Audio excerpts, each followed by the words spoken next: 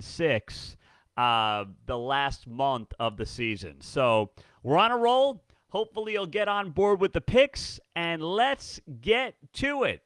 Let's start off with West Virginia hosting Oklahoma. So I look at this game and I say to myself, take the front of the name off the jersey. I know you're probably looking at OU and saying, I can get OU as a 7-point favorite at terrible West Virginia. Don't do it. I'm here to tell you, don't do it. Oklahoma is not a good football team this year. I'm not saying they're not going to win, but if I can get the Mountaineers plus 7 points at home where they played much better football, you look at their home schedule. They should have beaten Kansas in week 2. They had that game in the bag until late. They rolled Towson, obviously. They beat Baylor, and they hung with TCU. They are a disaster on the road. They got blown out by Iowa State, Texas Tech, and Texas the last 3 road games. But they play, for whatever reason, I mean, everybody plays better at home. But the spread between West Virginia at home and West Virginia on the road is crazy. I know Morgantown's a tough spot to play, but man, oh man. I mean, it is night and day, West Virginia at home versus on the road. It's nuts. So I look at this Oklahoma offense, and I'm like, they got to get the running game going. West Virginia is pretty good against the run. And OU cannot stop the run to save its life. Oklahoma's got the worst rush defense in the Big 12 by a mile. They're giving up 200 yards per game on the ground. If West Virginia can get things going a little bit, allow things to open up for JT Daniels and that passing game. Like, I don't think this is a really high-scoring game in general on Saturday, and that's another reason that I'm taking the Mountaineers with a full touchdown at home against an OU team that, frankly, is awfully mediocre this season. So I think that spread is based on the front of the jersey, not, what actually these two teams are.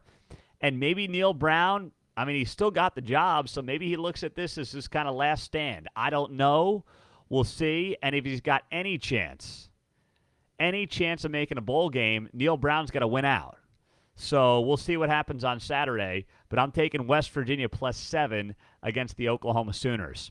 Next up, Iowa State at Oklahoma State. If you told me 2 weeks ago Iowa State would go to Stillwater as a favorite, I'd call you crazy. But such is life in the Big 12 right now. Iowa State's got momentum. Oklahoma State is trending in the wrong direction. They have a ton of injuries. Just my gut, Spencer Sanders not playing. If he is playing, he's not 100%. And this Iowa State defense is number 1 against the rush. It's really good against the pass. I mean, they are absolutely outstanding. Absolutely outstanding. And their offense got things going a little bit last week against West Virginia, and Oklahoma State's defense can't stop a nosebleed. Can't stop anybody.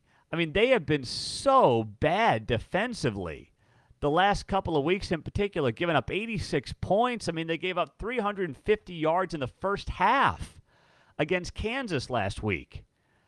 They just got demolished. You look at this team, I mean, look at their last 4 weeks. The last 4 weeks, they've lost 3 of 4 games as Oklahoma State, and they've given up 43, 34, 48, and 37.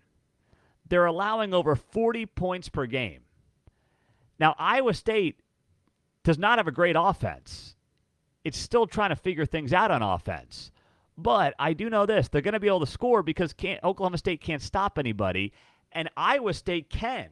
Iowa State's got a really good defense going up against a very banged-up Oklahoma State offense. So I'm taking Iowa State.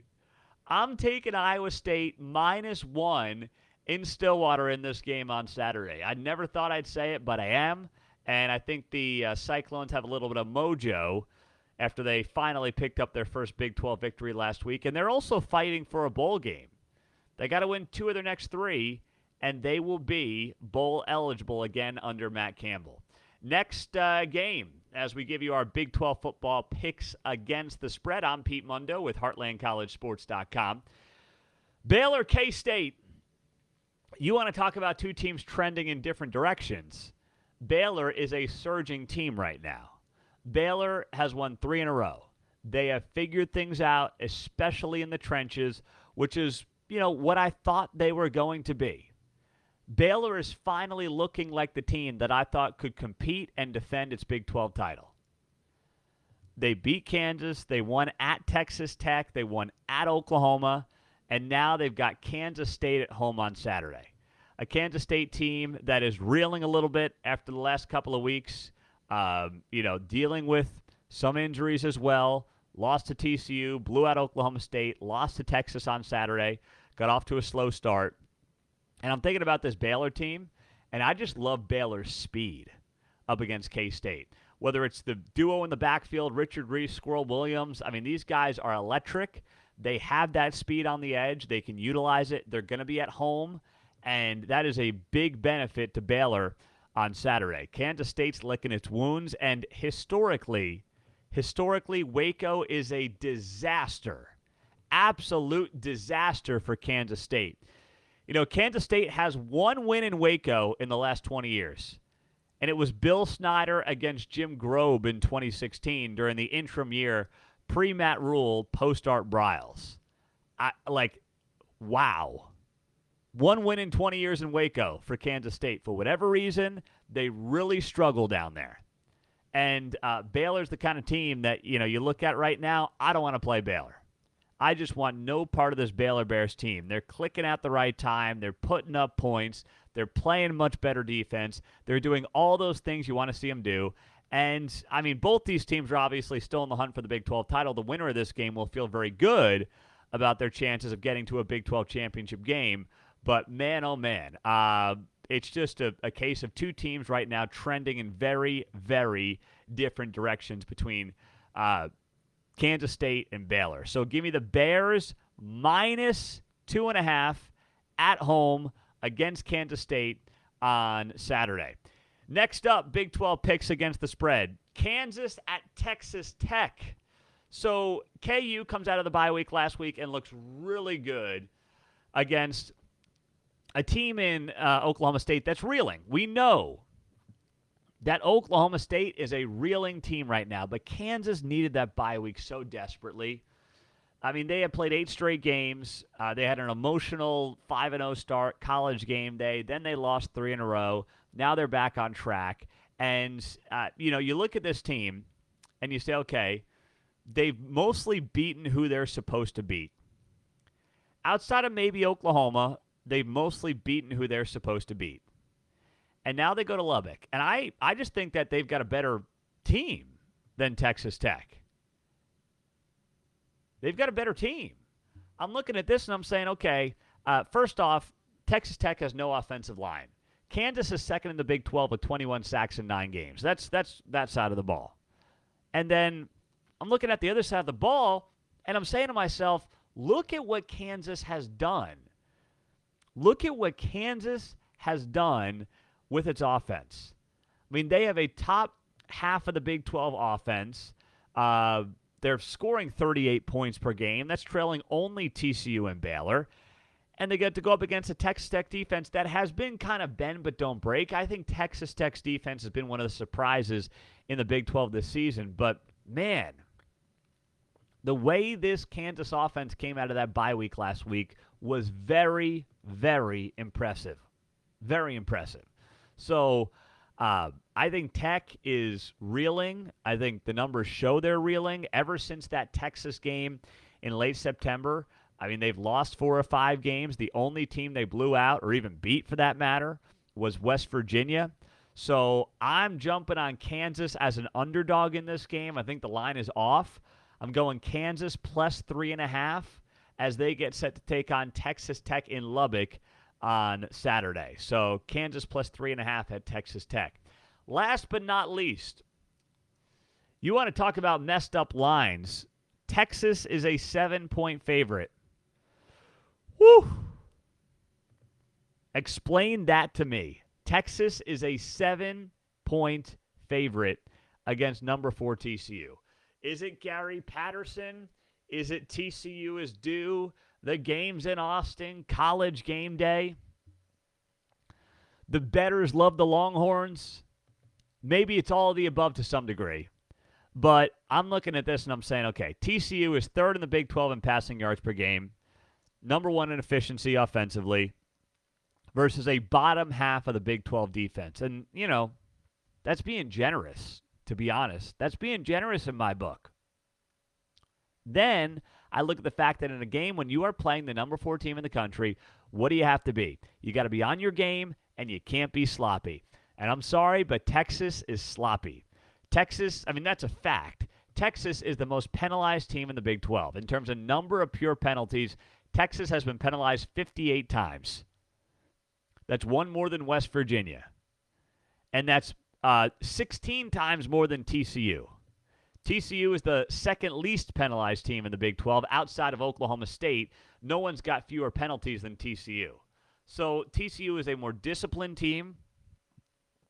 They are 9-0. They finally got into the top 4. Are you going to look at this and tell me that TCU should be a 7-point underdog in this game? The line is off. It makes no sense. I know I'm not going to be alone betting this. I'm sure there's going to be wise guys who are going to be jumping on with Texas. But I can't do it. I can't.